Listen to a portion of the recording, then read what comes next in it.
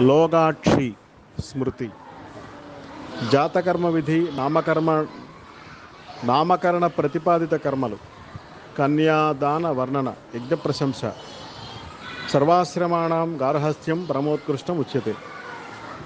శ్రద్ధాం మేధాం విషఃప్రజ్ఞాం విద్యాం వృద్ధిం శ్రియం బలం విద్యాం వృద్ధి శ్రియం బలం ఆయుష్యం తేజారోగ్యం దేహిమే హవ్యవాహన ఇది మంత్రం సముచ్చార్య ప్రణమేత చ తం శుచిం నిత్యమేవం సాయం ప్రాతః వైదికో బ్రాహ్మణోత్తమం నిత్య ఔపాసనా విధి శేషహోమః పంచయజ్ఞ అతిథి బ్రహ్మచారి భక్ష్య పంక్తిపావన సదాచార భోజన విధి స్త్రీధర్మాలు దర్భహరణ కాలము వివరణ శ్రాద్ధౌ పాకకర్త విశేషములు దీప ప్రశంస విశేషంగా చెప్పబడింది.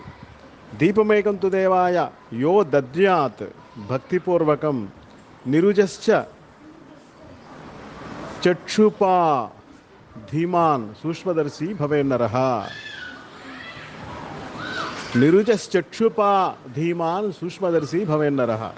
ఆరోగ్యం భాస్కరాదిచ్చేది శ్రీమిచ్చేత్ హుతాశనం.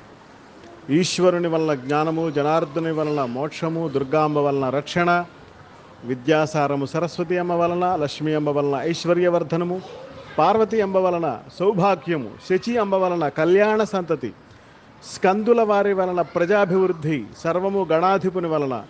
ఇవన్నీ కూడా ఈశ్వరుని మూర్తి భేదములు. ఈశ్వరుడే బ్రాహ్మణుడిగా జన్మ ఎత్తారు. ఏ ద్రవ్యాన్ని ఉపయోగించి స్నానం చేయిస్తే ఎటువంటి ఫలం వస్తుందో చెప్పారు.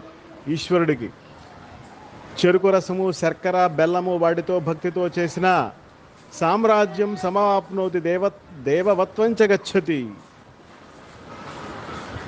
మృత్యుంజయ పూజా విధి పీఠ పూజ భీష్మ తర్పణ విశేషం ఒకటి అద్భుతంగా ఉంది. సప్తము నుండి 5 రోజులు తర్పణ మాత్రము చేత ద్విజ సహస్ర భోజనం చేసినటువంటి ఫలితం వస్తుందన్నారు. అష్టమి దివసే చైవ భీష్మతర్పణమాచరేత్ సప్తమ్యాదిషు పుణ్యేషు దివసే శ్వత్ర పంచసు దద్వాత్ ప్రదద్యాత్ భీష్మాయ తర్పణం ప్రతివత్సరం తేన తర్పణమాత్రేణ సహస్ర ద్విజభోజనే.